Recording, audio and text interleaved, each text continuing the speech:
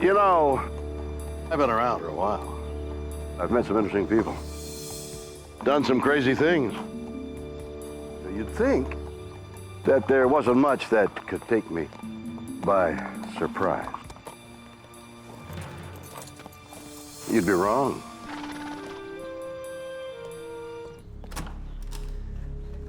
The world is full of stories and science and things that amaze and confound me every single day. Incredible mysteries that keep me awake at night.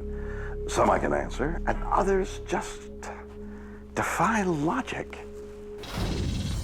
Do the dead haunt everyday objects? In Atlanta, the pilots of a crashed airliner returned from the grave. I know what I saw was real. Can an airplane be possessed? In Britain, a near-fatal attack on a boy is blamed on a painting. He felt this force in his back. Something had pushed him down the stairs. Can a work of art harbor demons? And after an earthquake in New Zealand, a man is attacked by a ghost. All I could feel was I was getting strangled. Do natural disasters release spectral energy? Yeah, it's a weird world, and I love it.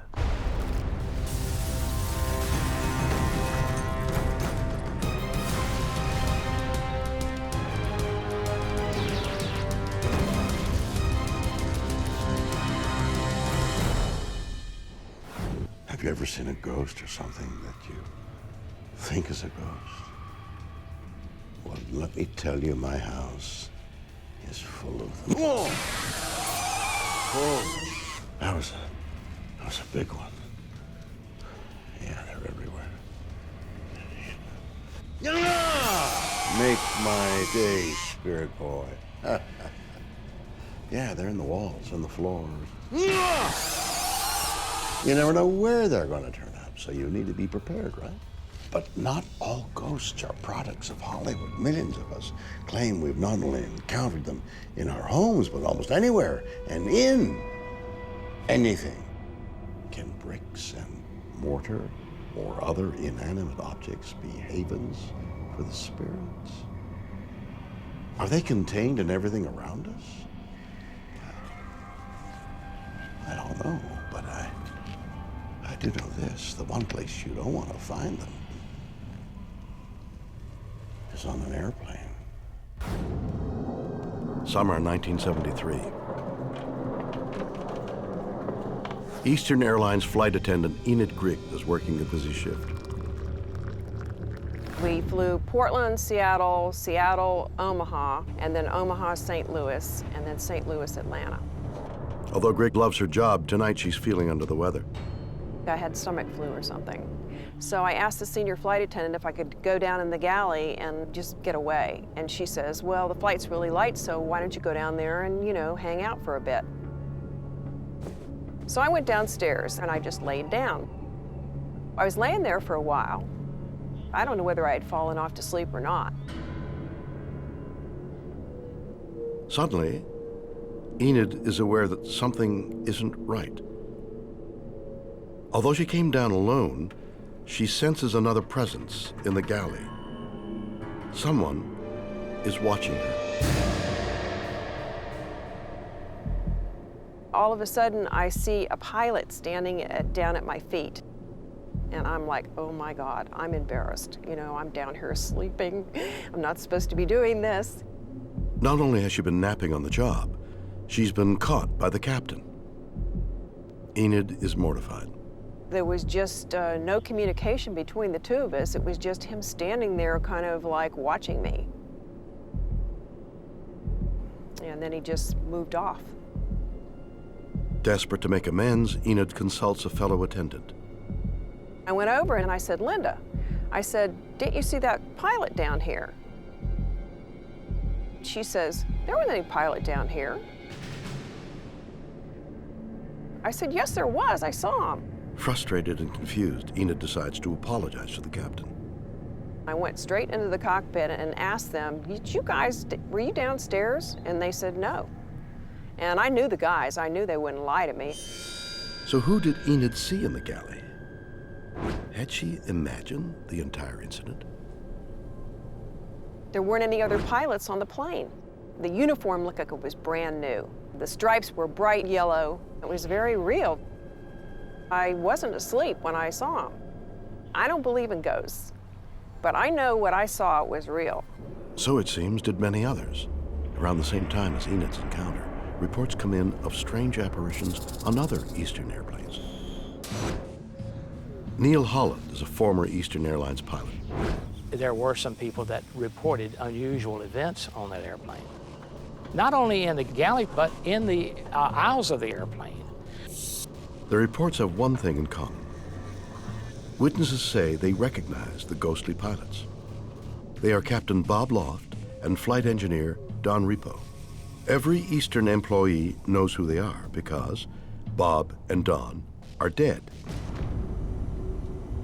They were killed when Eastern Flight 401 crashed into the Florida Everglades in 1972. Even the vice president of Eastern Airlines saw what they said was a ghost of Captain Loft and also Second Officer Don Repo. Eastern Flight 401 departed Kennedy Airport December 29, 1972, nonstop from Miami, Florida, and it had 176 passengers on board the airplane. That's the crew and the passenger count. And it arrived in Miami at about 11:30 that evening. Everything was going fine for the flight until on final approach, when the gear was lowered, there was the absence of the nose gear light. And of course the crew called for a go-around because the gear was unsafe, they thought at the time. When the airplane was then cleared out into an area to explore what the situation really was, the airplane inadvertently, after the autopilot had been put on, was bumped off. And the airplane, without the crew noticing, started a slow descent until about 3 or 4 minutes after the go-around, the airplane hit into the Everglades. Its left wing, and it crashed at that time. There were 69 passengers that survived out of 173. The entire flight crew eventually passed. Bob Loft was killed. Throughout the summer of '73, more Eastern employees report ghostly appearances. There was a pilot next to the passenger, and all of a sudden, the pilot disappeared. And that pilot was reported to have been Captain Bob Loft. Some of the sightings are so terrifying, they disrupt airline operations. They canceled one flight because of the appearance. It shook up a flight attendant and the crew, whether it was Don Repo or Captain Loft, I'm not certain of that. As the ghost stories spread, Eastern Airlines tries to limit the damage. But then the airline makes a stunning admission. It salvaged undamaged equipment from the wreckage of Flight 401 and had it installed in other aircraft in the fleet. A lot of the galley parts were put in other airplanes, and some of the electronics was put in the other airplanes. Then an even more disturbing fact emerges. Most of the ghost sightings are taking place in and around the recycled parts, especially in the aircraft galleys.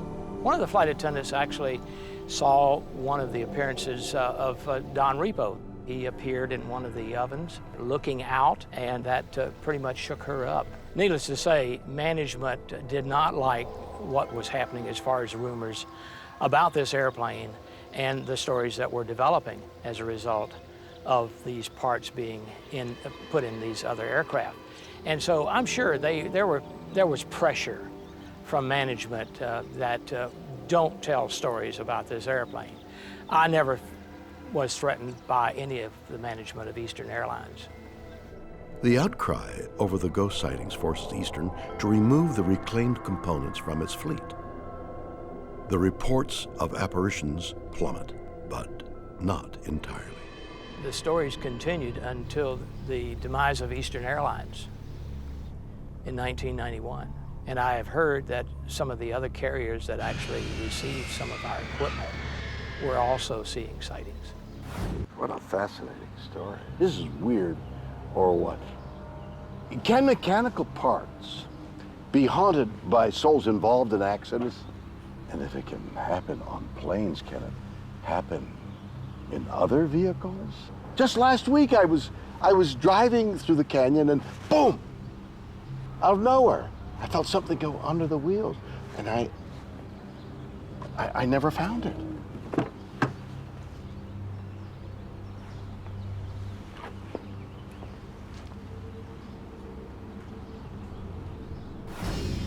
Did ghosts from a crashed plane haunt Eastern Airlines flights? Paranormal researcher Teresa Bain is the author of the Encyclopedia of Demons. I believe that there are things that happen that we can't rationally explain just because as human beings, we don't have the biology to fully understand everything that's happening in our world. Bain is in no doubt about the origins of the ghosts of Flight 401. She thinks they're a paranormal phenomenon that attached itself to parts salvaged from the crash.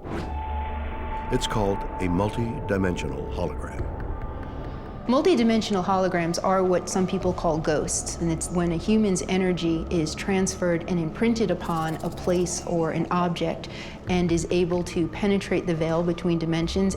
Bain says that unlike a ghost, these types of apparition cannot actually speak or react to human beings. That would explain why the ghostly captain didn't say a word to Enid in the galley. I don't believe that any of the ghosts could have interacted freely with any of the witnesses at any point because it's like a recording. You can listen to your favorite records and you know where all the pops and cracks are, but you can't interact with them.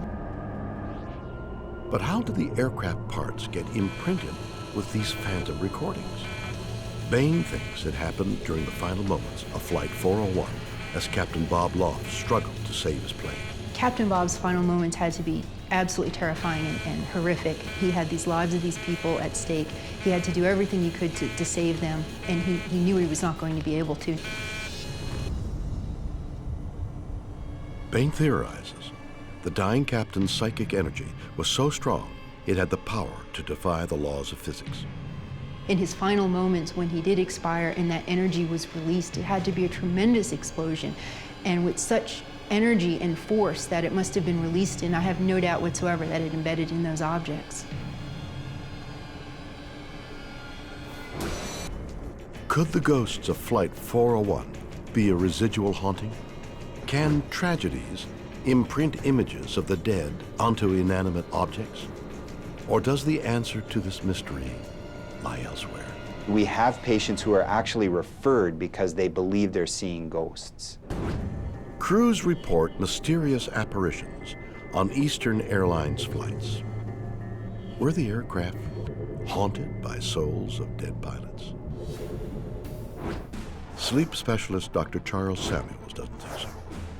Personally, I do not believe in ghosts. We have patients who are actually referred because they believe they're seeing ghosts. And this is called a hypnagogic hallucination, and it occurs in very specific situations. And in 2 of the cases that I can remember of a few, they're actually related to the withdrawal of significant street drugs. But he does believe flight crews were having visions. These people could perceive that they saw ghosts, where in fact it really was more a hallucination. But what could have caused the hallucinations? It could be something flight crews suffer from more than almost any other profession: sleep disruption. People in the airline industry clearly are exposed to situations where they don't get enough sleep, but they're also sleeping at a different time or awake at a different time. This leads to the disruption of one of the body's most delicate mechanisms, the biological clock, or the circadian rhythm. The circadian rhythm is our daily biological rhythm, which is controlled by a specific part of the brain. And it's that place in the brain that sets our clock every day. And human beings have to have their clock set every day. The circadian rhythm is controlled by a part of the brain called the suprachiasmatic nucleus, or SCN. Sunlight comes through the eye to the retina. It sends a signal back to the SCN, and that's what sets up the clock every day. But when humans are sleep deprived and their biological clock isn't reset, Dr. Samuels thinks the brain goes haywire, leading to a state where people experience hallucinations. These boundaries don't exist between wake and sleep as concrete as we think they do. They do overlap, and this is an example of one where people would say, I saw a ghost, where in fact it was the brain having the dream part of sleep during wake. Could sleep deprivation account for the sightings of Flight 401's dead pilots? And if so, why did they stop after the airline removed the salvage parts? Ophthalmologist Dr. Andrew Dahl agrees that hallucinations are behind the Flight 401 ghost sightings. When I first heard the story about the ghosts, I immediately felt that these people were not lying. To them, it was a very real event. But he thinks they're caused by high-energy radiation from outer space, known as cosmic rays. Cosmic radiation is radiation that's released by the sun through sunspots and solar activity, and also by other areas in our galaxy where supernovas explode. Dr. Dahl is convinced this high-energy radiation is especially hazardous for pilots and flight attendants. The higher you are above the plane of the Earth, the more cosmic rays there are. Flight crews fly at high altitudes. Therefore, they are subject to higher levels of cosmic radiation than the normal person. In addition, they fly over the poles on flights between Asia and North America, let's say, or South America and Australia. And the levels of cosmic radiation are much higher at the poles because of some irregularities in the Earth's magnetic field. Dr. Dahl is certain the radiation has a devastating impact on the eyes, causing cataracts, where the lens of the eye clouds over. Flight crews are 3 times more likely to develop cataracts than the normal population. But how do cataracts cause hallucination? The answer could be a rare condition known as Charles Bonnet syndrome, where the brain compensates for vision loss by creating its own images. There was a Swiss philosopher by the name of Charles Bonnet who lived in the 18th century, whose grandfather had limited vision. And Charles Bonnet's grandfather would describe to him, with his limited vision, all the things that he could see. People, faces, imaginary things, things he'd seen in the past, strange objects. And we know now that this happens in people who have significantly decreased vision. It's called the Charles Bonnet syndrome. And as we look at this phenomenon, we realize that it doesn't necessarily happen in people who've had long-standing visual loss. We have found that if you close your eyes or you dream, your brain by itself, with your eyes closed, produces visual images. And those may be visual images such as we dream about, which may be a loved one or a long-departed one, something we've never seen, something we can only imagine. And the brain puts these images out all the time, continuously.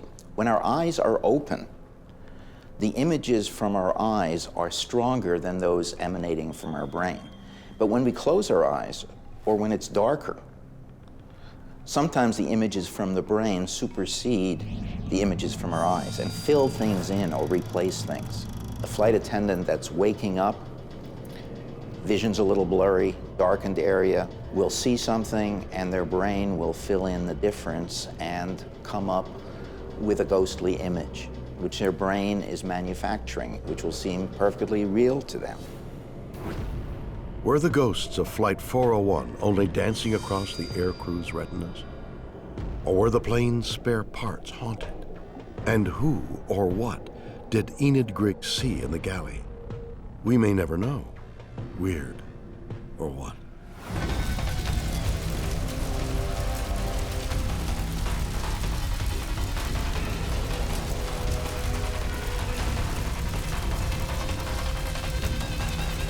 In Britain, a near-fatal attack on a 10-year-old boy is blamed on a painting. Something had pushed him down the stairs. You know, as I get older, I look for new ways to relax, and I've recently discovered painting.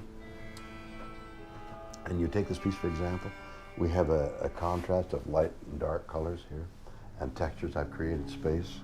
I have your characters retreat into the back of the canvas, and it has no real lines due to its pointillist styling. Can you see it?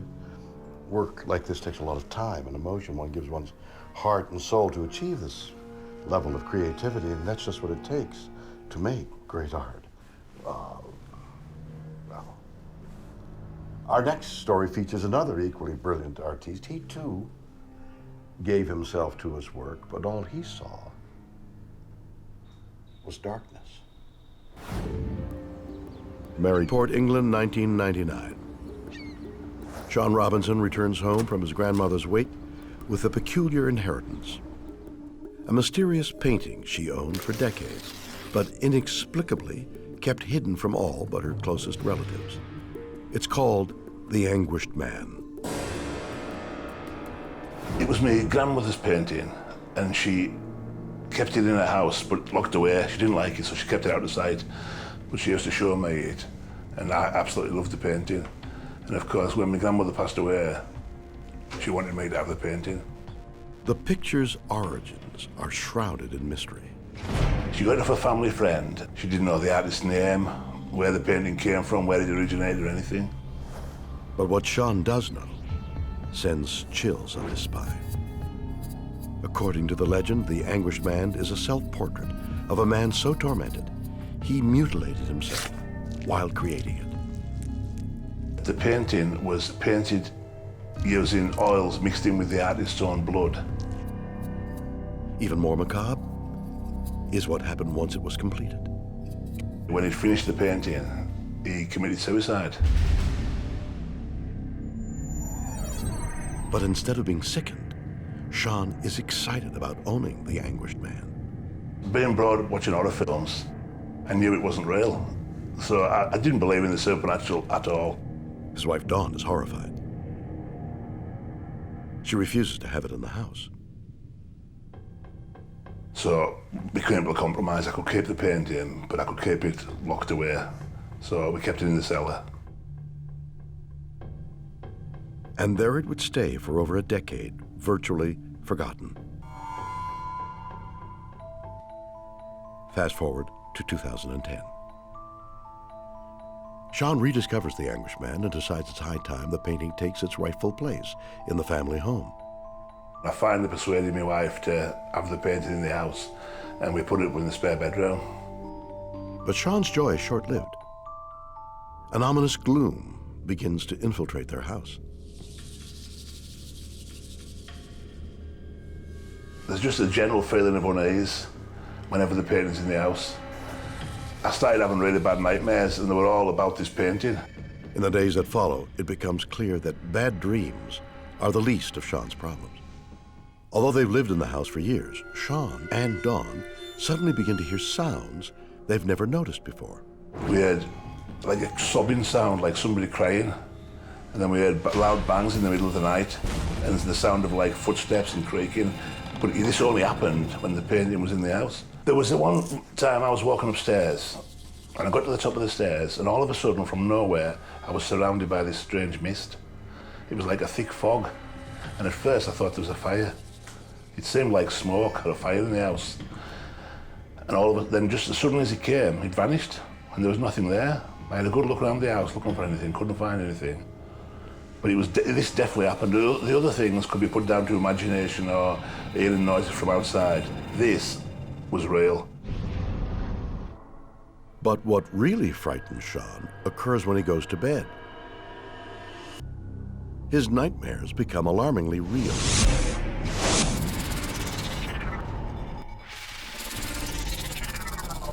I kept seeing this figure at the bottom of the bed. That happened nearly every night. Not only do the strange apparitions continue, they start to target his wife. She woke up one morning and she thought I was getting into bed beside her. She turned round to speak to me, and it wasn't me, it was somebody else. I ran upstairs and she was in a real state, shaking and crying. As paranormal activity in his house increases, Sean is convinced he knows its source. We put two and two together and thought these things started happening when we brought the painting into the house. Despite this conclusion, Sean insists on keeping the painting. That is, until it attacks his child.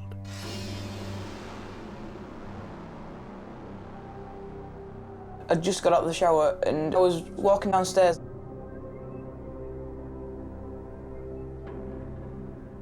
He felt this force in his back, as if something had pushed him. I could just feel two hands on my back.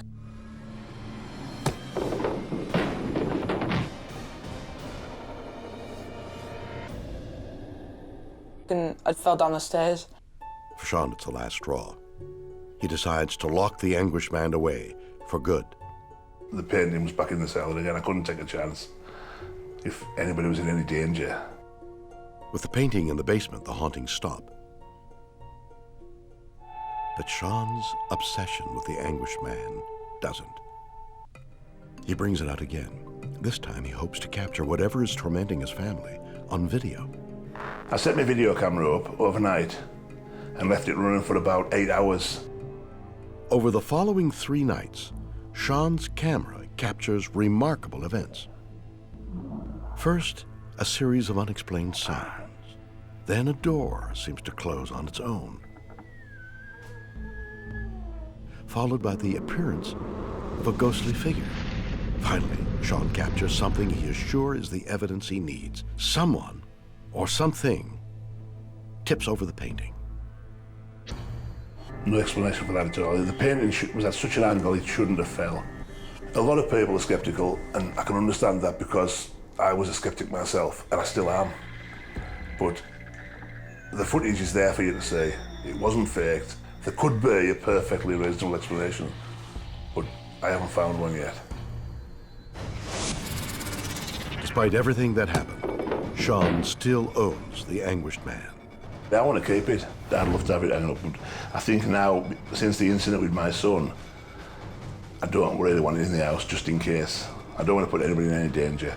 Is the ghost of a tortured soul living in a painting in Sean Robinson's cellar?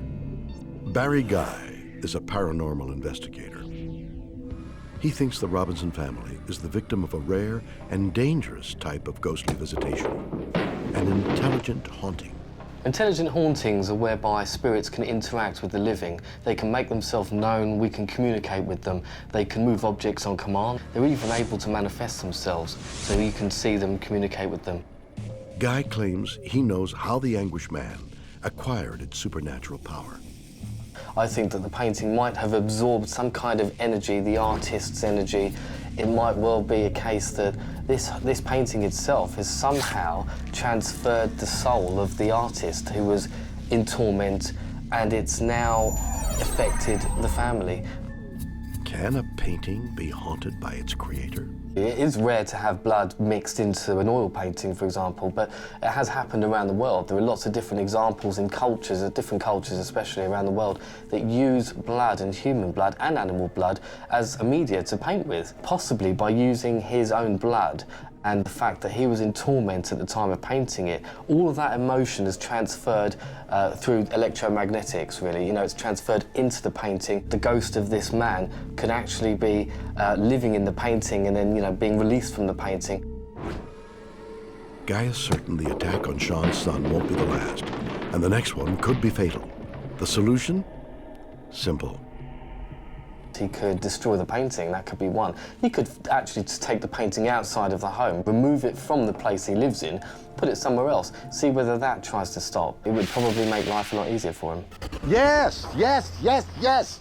So why doesn't he do it? Why don't you listen to the experts, Sean, huh? First this thing attacks you, then it attacks your wife, and then it almost kills your son. And what do? Nothing. Why do people behave like this? Okay, Sean, if you're watching, here's how easy it is. Right?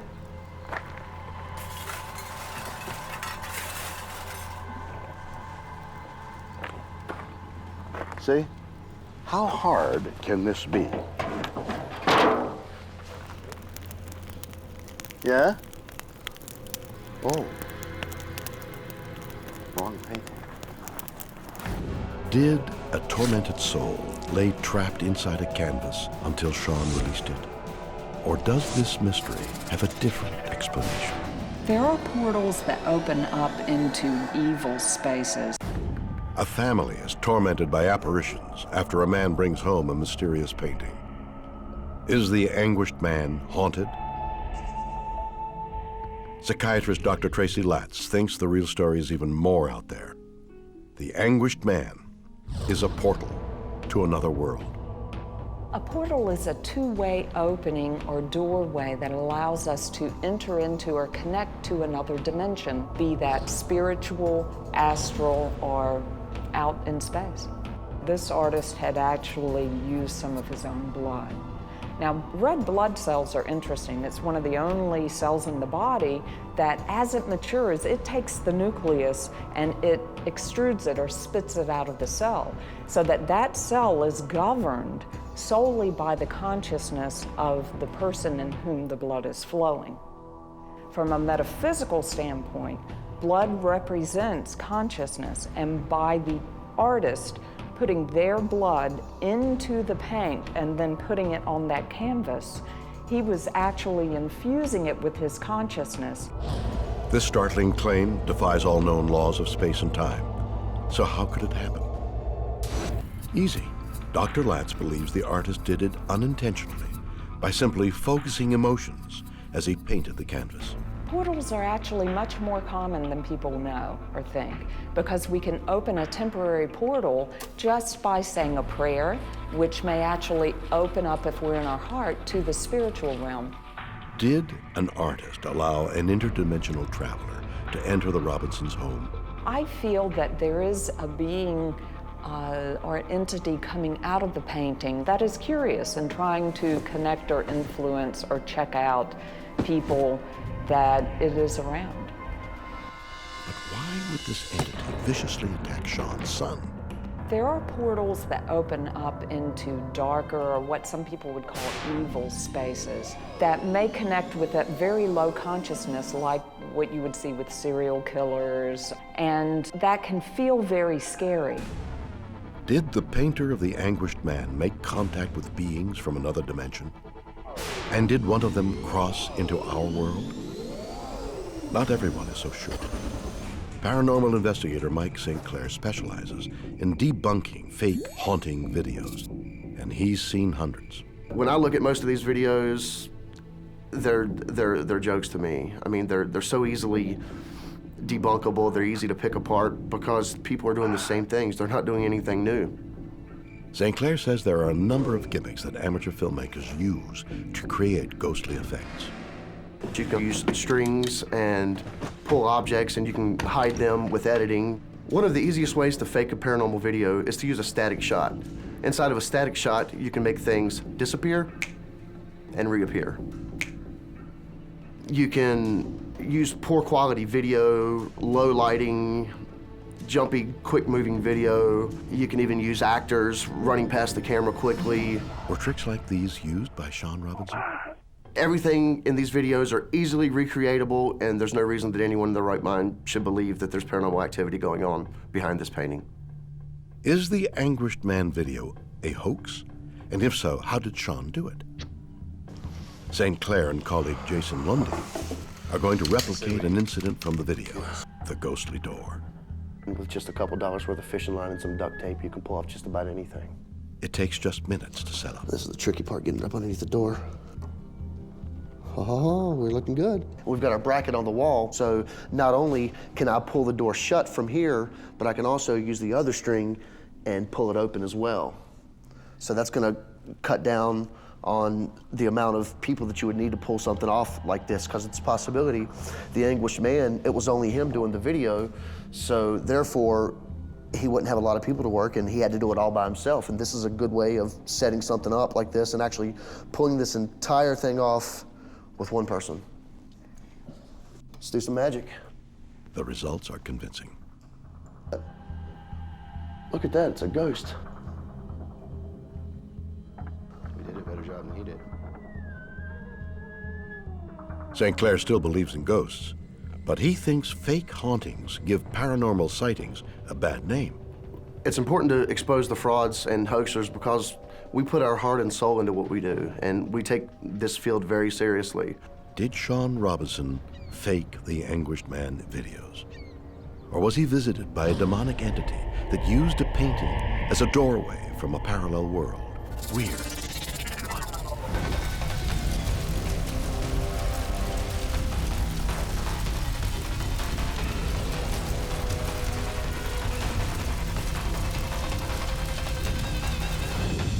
After a devastating earthquake, a New Zealand man is savagely beaten by a phantom. Did a natural disaster release an evil spirit? All I could feel was I was getting strangled.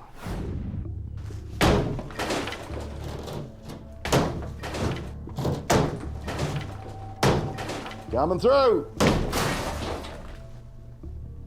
You know, when it comes to home renovations, I love to get down and dirty. Who needs master tradesmen when you can do it yourself, huh? There. A new doorway. May not be perfect, but who cares? But what if I told you that all this hard work could open other doors? Doors to things you would never ever want in your home? September 1st, 2010. Alan Bonnet and his wife Sandra put the finishing touches on their new home in Christchurch, New Zealand. Alan, a successful building contractor, has renovated the two-story house from the ground up. It was quite a smart-looking little cottage, so I've knocked walls out, put walls back. The only thing that stayed the same really is the four walls in this room here. The Bennetts are still moving in when Alan has a surprise visit from a man he doesn't recognize. He said he was the son of the original owner. But the man doesn't come in. He simply hands Alan a picture. And he gave this wee tiny black and white photo of the house. Right back in the 1930s. A bit of a weird sort of a photo. Alan accepts the picture, but the gift leaves him with an uneasy feeling. Just something about that photo that wasn't quite right. And the more I looked at it, the more annoyed I got. Alan's uneasiness turns to rage. Finally, he snaps. So I just took it off, ripped it in half, threw it in the rubbish bin. Just didn't make me feel good at all. Alan tries to put the incident behind him. The very next day, all hell breaks loose. Christchurch is shattered by a 7.1 magnitude earthquake, the first major quake to hit the city in almost a century. Oh, it was huge. If you tried to get out of bed, it would knock you over. And there was broken tiles all over the floor and broken glasses, and it went for a lot longer. And the intensity was sort of a lot harder than anything we'd ever felt before. The city suffers widespread destruction and almost $4 billion in damage, including Alan's new house. Well, the house is sunk nearly a foot. We haven't got a window or a door in the house that opens and shuts properly now. They're all jamming, sticking. The building survives, but inside, Alan senses an eerie change. There's something in the air, and it feels like evil. You'd be walking down the hallway or in your bedroom or having a shower, and you get this cold just woof straight into you and run up your legs, out your head, and you hear it stand out. Alan hopes that whatever it is will simply go away. Instead, things get worse. We were watching a movie and the door sort of just moved a bit, and then this thing just woofed into the lounge and stood in the lounge looking at us.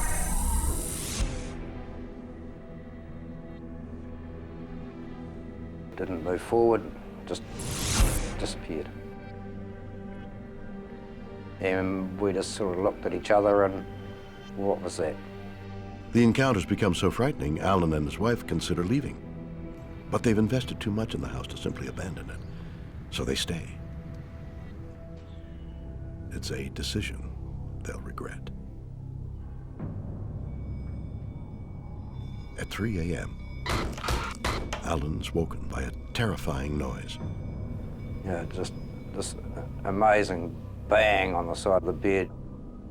The room's dark, the door's shut, there's no light, you know, I can't see anything. I just froze, you know, thinking, oh no, what's next? The answer is difficult to comprehend. As Alan watches, something begins walking across the bed.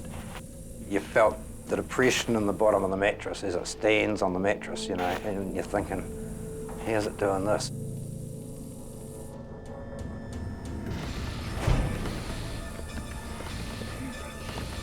And then all of a sudden, it just pinned me down to the bed, so I'm trying to fight it off. As his wife looks on in horror, Alan is fighting for his life against an invisible attacker. I was getting strangled. I'm trying to fight with this thing strangling me out. It's like being sucked into a big plastic bag with a ton of bricks put on you. But just when Alan is about to give up, the unexpected happens. The violent presence disappears. The attack has left them so shocked they wonder if they imagined it. But they soon discover the truth. And I had the fingerprints around the throat, the bruising. And the injuries don't stop there. Soon, Alan finds more evidence that he was assaulted by something real. When I was at work, my son said, "Look, show us your back." I said, "But there's nothing there to see." I didn't want there to be anything, you know. He said, "No, lift up your shirt and show us." And so I did, and I had a bruise about so big on the back, all with these veins. I went to the doctor and he said it was an impact bruise. Looking back, he wonders if the stranger's visit was a warning. Whether the photos got anything to do with it, I don't know. Like, it all happened within days of me ripping it up. Today, Alan is yet to come to terms with the attack.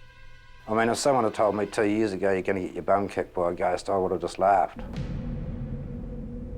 You know, I've often had close encounters with spirits and ended up with a hangover.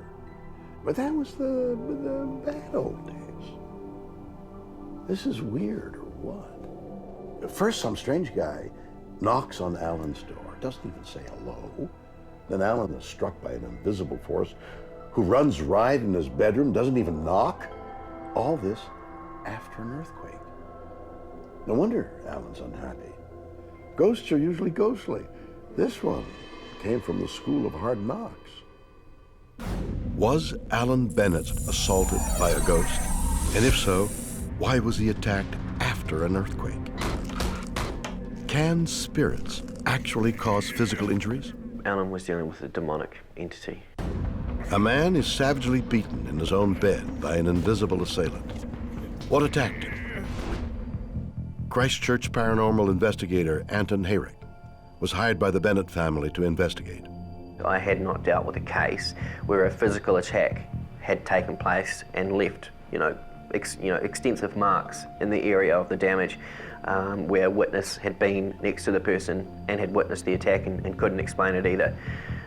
So it was the first of that kind, and it really stuck out, just Alan's fear for his safety. Hayrick's investigation led him to a compelling theory.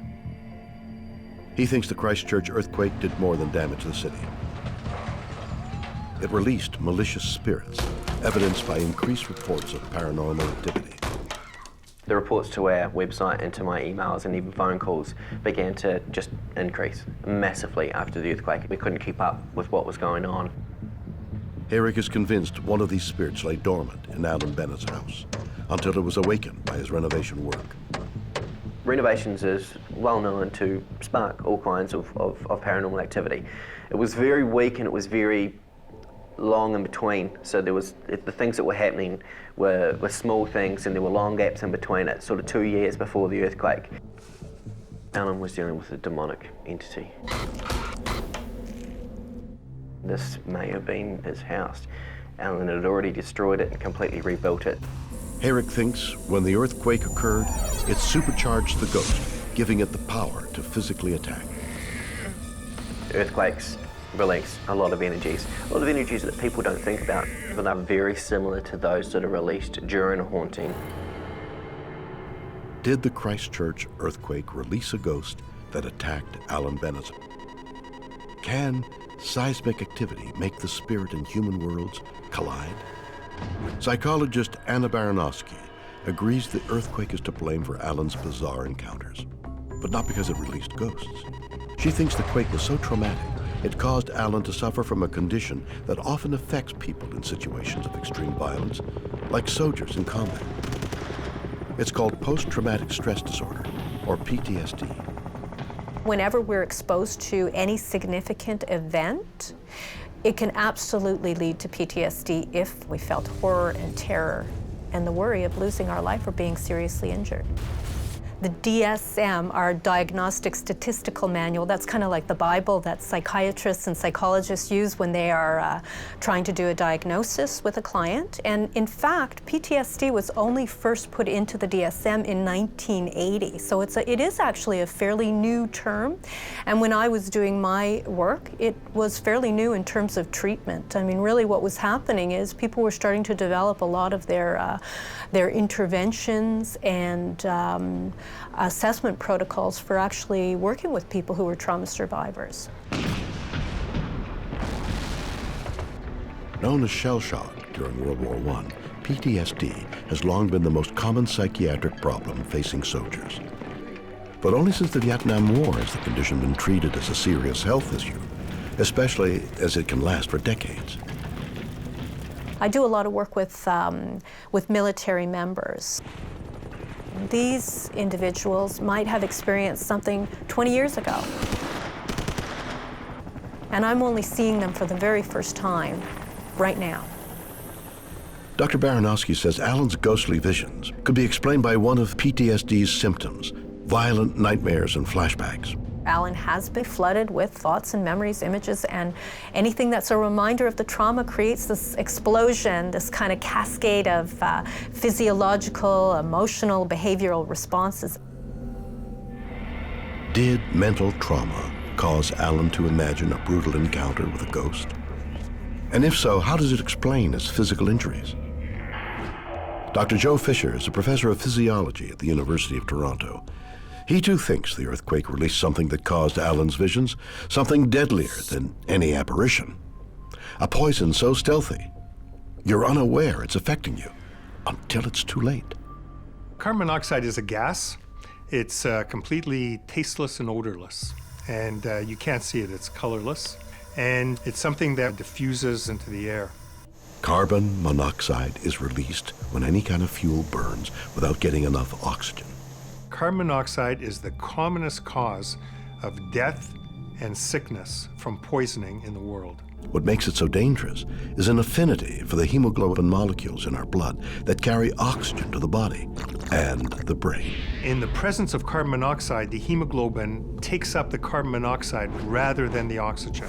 So it is very toxic. You need just tiny amounts of it to poison all your hemoglobin. But does this explain Alan's violent haunting? Dr. Fisher is convinced carbon monoxide was making him see and hear things that simply weren't there. One of the syndromes that they get from their carbon monoxide poisoning is a sort of neuropsychiatric syndrome where they could have, chronic hallucinations and other things. And this is even in the absence of any more carbon monoxide poisoning. And people are quite disabled with this. They have difficulty finding a job, working, family relationships, and other things because of these neuropsychiatric syndromes that are basically not really treatable. Was Alan's house infiltrated by gas? Fisher's theory is even more compelling when you consider where it comes from. Earthquakes actually do release carbon monoxide, and that's one of the ways that satellites pick up where earthquakes have occurred. Hallucinations caused by carbon monoxide. It's a convincing theory, but there's just one problem. How does it explain Alan's bruises? He was confused, hallucinating, bumped into things, or scared of what was happening and started flailing around. Maybe hurt himself in some way. Did carbon monoxide gas poison Alan Bennett's mind? Could post-traumatic stress be responsible for his paranormal attacks? Or was a demonic spirit released by a seismic shockwave? Weird. Or what?